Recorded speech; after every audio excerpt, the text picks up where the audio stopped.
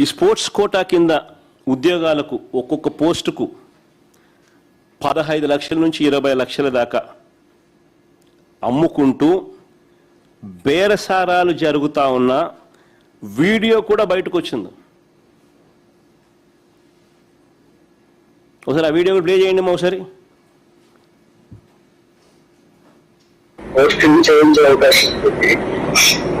Sir అట్లా కాదు sir, అంటే ఎంతలో అవుతుంది సార్? సార్ వస్తే మాట్లాడదామండి. అంటే కలిసి మాట్లాడమంటారండి? రేపు బయలుదేరామండి. ఎన్నింటికి రమ్మంటారు సార్? ఇష్టం మీరు ఏ టైం కావాలండి. సరే సార్, ఇప్పుడు మా చెల్లి కూడా కావాలంటే నేను ఒప్పుకున్నాను, మా బావ నేను వస్తే సరిపడు. మీ ఎక్కడైనా రండి, మీ ఒక్కరైనా రండి, ఆవిడ కాని పర్లేదు, మీరే మాట్లాడుకోవడం చేసుకుంటాండి. అవును సార్. సరే సార్, అయితే రేపు 10 గంటలకల్లా వచ్చేస్తాను సార్. వచ్చి మీకు కాల్ చేస్తాను సార్ ఈ నెంబర్కి. మాక్సిమం ఒకరు వస్తే బెటర్, ఇద్దరు వస్తే కూడా ఒకరితోనే కదా మాట్లాడేది. ఇంకా మీరు నెక్స్ట్ వాళ్ళు చెప్తారు కదా సార్. ఏం లేదు, కొంచెం ఇది సీక్రెట్ గా చేసుకున్నారు కదా. ఓకే, తప్పకుండా సార్, నాకు అర్థమైంది సార్. ఏమో సార్, ఎంతనంటే నేను ఒకసారి మరి ఫిగర్ చెప్తే నేను ఒకసారి రెడీ చేసుకుంటాం సార్. మేము కూడా అందుకని అడుగుతున్నాం సార్. సార్ ఇది డిఎస్సీలో పోస్టింగ్ ఐడియా ఉంది. అవును సార్. మీరు వచ్చేసి మార్కెట్ ఇప్పుడు 15 లక్షలు అట్లా నడుస్తుంది. బాబోయ్, ఎంతంటే పెట్టలేమండి. ఏంటంటే డైరెక్ట్ గా పోస్టింగ్ ఇవ్వటమే కదా. సరే, అందుకన్నా మీరు వచ్చి మాట్లాడితే నెగోషియేషన్స్ చేద్దామంటే చేద్దాం. సరే సార్, అయితే ఓకే అండి, మాట్లాడతాను. ఓకేనా? అలాగే అండి. నేను యాక్చువల్ ఏంటంటే నేను టైం తక్కువ ఉంది కాబట్టి ఇంటికే పిలిపించి మాట్లాడుతున్నా. ఇట్లానే మాట్లాడుతున్నా. ఓకే సార్, అలాగే సార్. కొంచెం పర్సనల్ గా వస్తే మాట్లాడుతున్నా. తప్పకుండా సార్. ఓకే అండి, థ్యాంక్ యూ సార్. కొంచెం పర్సనల్ గా రండి, డిస్కస్ చేసుకోవాలి. లేదండి, చెప్పిందండి మా చెల్లి చెప్పిందండి. పోస్ట్ ఇంపార్టెంట్ కదా సార్, మా ప్రజెంట్ వస్తామండి, చూసుకుంటాం సార్. సరే అండి. ఆంధ్రప్రదేశ్ ప్రభుత్వ లోగో డీపీగా పెట్టుకొని ఒక క్యాండిడేట్తో బేరసారాలు చేస్తున్న వీడియో ఇది. ఈ వీడియో బయటికి రాగానే తూతూ మంత్రంగా ఒక కేసు పెట్టారు. కేసు పెట్టి స్టేషన్ బెయిల్ ఇచ్చి ఇడిచిపెట్టేసినారు. ఈ వీడియో బయటికి రాగానే తూతూ మంత్రంగా కేసు పెట్టి స్టేషన్ బెయిల్ ఇచ్చి వదిలేసినారు.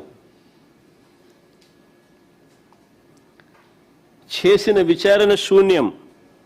ఈ విషయాలు ఏవి కూడా బయటికి రాకుండా దాచిపెట్టారు. ఈ ఎఫ్ఐఆర్ కాపీని ఒకసారి చూడండి. ఒకసారి దీనికి సంబంధించి ఇది ఎఫ్ఐఆర్ కాపీ. ఈ ఎఫ్ఐఆర్ కాపీని ఒకసారి మీరు చూస్తే వీడియో కాల్ చేసిన వ్యక్తి ఫోన్ నెంబర్ చాలా స్పష్టంగా ఉంది. పోలీసులు తలుచుకుంటే ఈ నెంబర్ ఎవరిదో కేవలం కొన్ని నిమిషాల్లోనే కనిపెట్టేస్తారు. కానీ ఎఫ్ఐఆర్ కాపీలో ఆ నెంబర్ ఎవరిదో ఆ పేరు తెలుపుకోకుండా అనుమానిత వ్యక్తి సస్పెక్ట్ అని మాత్రమే రాస్తారు. చూడండి, అక్కడ సస్పెక్ట్ అని మాత్రమే రాసినారు పైన. ఆ నెంబర్ ఎవరిదో కనుక్కోవడం పెద్ద పని పోలీసు వాళ్ళకు. ఆ నెంబర్ ఎవరిదో వారి పేరు తెలపకుండా అనుమానిత వ్యక్తి సస్పెక్ట్ అని మాత్రమే రాస్తారు. పైగా ఆలస్యం ఎందుకు జరిగింది అనే కాలంలో చూస్తే, కింద ఆలస్యం ఎందుకు జరిగింది అనే కాలం ఒకసారి మీరు గమనిస్తే దాంట్లో ఏమని రాస్తారు? ఉన్నతాధికారులతో సంప్రదింపుల వల్ల డిలే అయిందంట. ఉన్నతాధికారులతో సంప్రదింపుల వల్ల డిలే అయిందంట. ఆలస్యం ఎందుకైనా కాలంలో.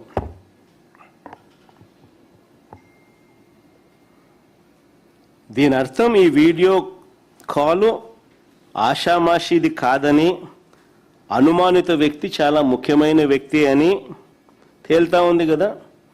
స్పోర్ట్స్ కోటాలో వ్యవహారం వెనుక పెద్ద తలకాయలు ఉన్నాయని చెప్పడానికి ఇది ఒక ఉదాహరణ. ఆ పక్క ఎమ్మెల్యేలు ఎంపీలు డీల్ చేస్తూ ఉన్నారు, అది వేరే విషయం.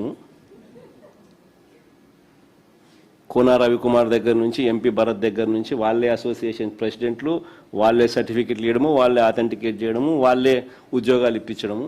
ఓ పక్క ఎంపీలు ఎమ్మెల్యేలు డీల్ చేస్తా ఉన్నారు, వేరే విషయము. వీళ్ళు కూడా ఒక ఉదాహరణ. పైగా అన్నిటికన్నా ఆశ్చర్యం ఏమిటో తెలుసా? బలమైన సెక్షన్లు పెట్టి గట్టిగా విచారణ చేయకపోగా కేవలం స్టేషన్ బెయిల్ ఇచ్చి పంపించినారు. స్టేషన్ బెయిల్ ఇచ్చి పంపించేసినారు. అది అన్నిటికన్నా దారుణం, ఆశ్చర్యం. అసలు చంద్రబాబు నిజంగా అడ్మినిస్ట్రేషన్ అంతా ఎలా ఉంటుందనేది ఒక చిన్న ఎగ్జాంపుల్ చెప్తా. చంద్రబాబు నాయుడు గారి అడ్మినిస్ట్రేషన్ అంతా లీకేజీలు మయం. 1995లో 10th class paper leak. Chandrababu Naidu గారి అడ్మినిస్ట్రేషన్ ఎలా ఉంటుంది అన్నది ఒకసారి చరిత్ర చెప్తా, ఒకసారి వినండి. 1995లో 10th క్లాస్ పేపర్ లీక్, 1996లో ఎంసెట్ ఇంజనీరింగ్ పేపర్ లీక్, 1997లో ఇంటర్మీడియట్ పేపర్స్ లీక్, 2017లో 10th సైన్స్ పేపర్ లీక్, 2019లో 10th పేపర్ లీక్, 2025లో బీఈడి పేపర్ లీక్.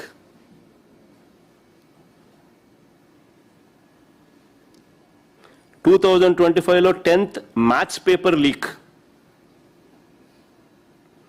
ఇప్పుడు డిఎస్సి టీచర్ల రిక్రూట్మెంట్ లీక్. ఇది చంద్రబాబు నాయుడు హిస్టరీ. ఏదైనా కూడా డబ్బులు చేసుకోవడం ఎలా లీక్ చేయాలి, ఎలా డబ్బులు చేసుకోవాలి, దిస్ ఇస్ హిస్టరీ. ఇవన్నీ కూడా ఏదైతే నేను అడిగానో, చూపించానో, ఇలాంటివన్నీ కూడా ఎత్తి చూపితే చంద్రబాబు నాయుడు గారికి మాత్రం నరాలు తెగిపోయేంత బీపీ, బ్లడ్ ప్రెషర్ ఎంత ఎక్కువ వస్తుందనంటే ఒక్కోసారి నాకే భయం వేస్తుంది, నేను పోతాడేమో అని చెప్పి. ఎప్పుడైనా పొరపాటున నిద్రపోయేటప్పుడు ఎవడన్నా తలుపు అటు కొట్టి మావిగన్ అని చెప్పి ఓడని అన్నాడు అనుకో, టకా అని చెప్పి మనిషి ఏమవుతాడో ఏమో అని చెప్పి ఒక్కోసారి భయం వేస్తుంది. నరాలు తెగిపోయేంత బీపీ. అందుకే ప్రశ్నించిన ఏ ఒక్కరిని కేసులు, అరెస్టులు, ఎవరైనా మీరు ప్రశ్నించండి, ఎక్కడైనా కానీ ప్రశ్నిస్తే చాలు కేసులు, అరెస్టులు, భయపెట్టడం. ఇది రొటీన్ చంద్రబాబు నాయుడు గారి పాలనలో. ఇవన్నీ కూడా మనం చూస్తూ ఉన్నాం. అయితే చంద్రబాబు నాయుడు గారికి ఒక్కటి గట్టిగా చెప్పాలి. అయ్యా చంద్రబాబు నాయుడు గారు, ఇప్పుడు ఉన్నది జెన్ జీలో ఉన్నాం, జెన్ ఆల్ఫా కూడా వచ్చేసింది. నువ్వు గన ఈ మాదిరిగా తప్పు చేసినాక ఈ మాదిరిగా ఇబ్బందులు పెట్టే కార్యక్రమాలు ఒప్పుకోకుండా ఇబ్బందులు పెట్టే కార్యక్రమాలు చేస్తే కాక్రోచెస్ లేస్తాయి. గుర్తుపెట్టుకో చంద్రబాబు అని చెప్తా ఉన్నా.